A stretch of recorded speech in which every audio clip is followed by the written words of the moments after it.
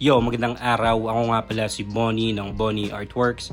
And today, babalikan natin tong nakapending natin na charcoal portrait na family size. Total of 13 heads to, and ito na yung pang-pito nating subject na gagawin. Kung natatandaan nyo pa yung huling upload natin ng video about sa project na to, ang huling ginawa natin dito ay si baby girl. Ayan, yung nakasalamin.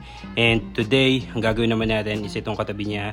I think si mami niya to, and ayun, sinimulan ulit natin of course doon sa mukha ng subject, sa mata and sa kilay, ilong and bibig. Lahat ng dark spots dyan, ayun yung mga inuna nating parts. Na-explain ko na sa mga previous videos ko kung bakit inuuna ko yung parts na yan. Kung gusto nyo malaman, balikan nyo na lang yung mga previous videos ko na in-upload. Maririnig nyo doon sa voiceover ko kung bakit. Cross-hatch pala ulit yung ginawa nating technique dito sa subject na to. Bakit? Kasi cross-hatch na yung nagawa nating technique mula pa dun sa pinakaunang subject natin para sa portrait na to. So, syempre hindi na natin pwedeng baguhin yung technique ng pagdodrawing natin dito kasi ayun na yung nasimulan natin, and of course pangit yung magiging outcome ng buong project na to kung iba-iba sila ng style ng pagkakagawa. Strategy pala natin dyan, sinisimulan natin gamitin yung pinaka-light na lapis. So para sa akin, yung ginagamit kong pinakaunang-una is yung 2B ng Staedtler, and ayun kasi yung pinaka-light na meron ako.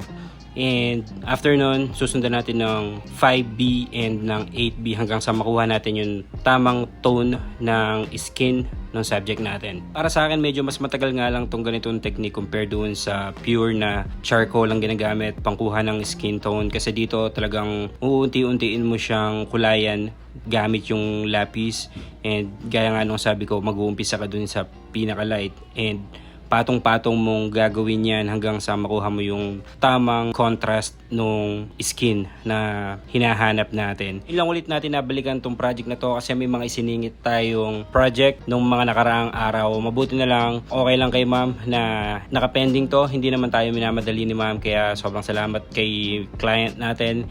Hindi tayo nararush na matapos tong family size na project na to. Nagustuhan nyo tong video na to, palike naman mga kaibigan, and please leave your comment down below for any feedback. Yon, tapos na pala tong video na to. Here's the result. Yeah!